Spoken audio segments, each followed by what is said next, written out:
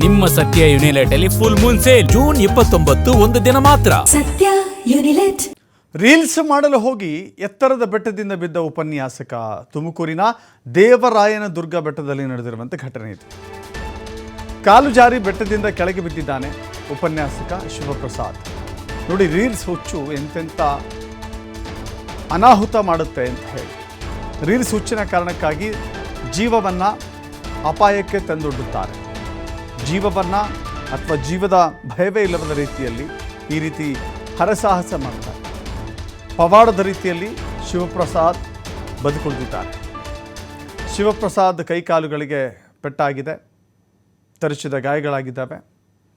ಅರಸೀಕೆರೆಯಲ್ಲಿ, ಹಾಸನದ ಅರಸೀಕೆರೆಯಲ್ಲಿ PU ಉಪನ್ಯಾಸಕ ಶಿವಪ್ರಸಾದ್ ಆ ಬೆಟ್ಟದ ಮೇಲಿಂದ ಕುಸಿದು ಬಿದ್ದಿರುವಂಥ ವ್ಯಕ್ತಿ.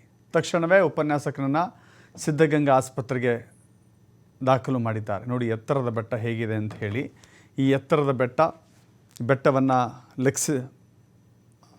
ನಿರ್ಲಕ್ಷಿಸಿ, ಭಯವೂ ಇಲ್ಲದಂತೆ ಕೇವಲ ರೀಲ್ಸ್ ಹುಚ್ಚಿಗೆ ಈ ರೀತಿ ಕೆಳಗೆ ಬಿದ್ದು ಗಾಯ ಮಾಡಿಕೊಂಡಿದ್ದಾರೆ. ಈ ಬೆಟ್ಟದಿಂದ ಬಿದ್ದರೆ ಖಂಡಿತವಾಗೂ ಜೀವ ಉಳಿಯುವ ಯಾವ ಲಕ್ಷಣಗಳು ಕೂಡ ಇಲ್ಲ.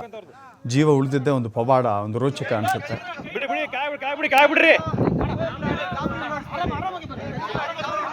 ಏನಾಗಿಲ್ಲ, ನಿಧಾನ, ಗಾಬರಿ ಆಡ್ಸ್ಬಿಡ ಅವ್ರಿಗೆ. ನಡಿ ನಡಿ ನಡಿ.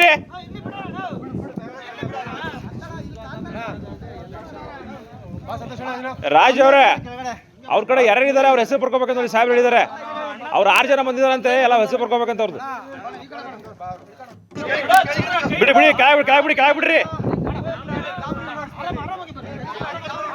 ಏನಾಗಿಲ್ಲ, ನಿಧಾನ, ಗಾಬರಿ ಆಡ್ಸ್ಬಿಡ ಅವ್ರಿಗೆ.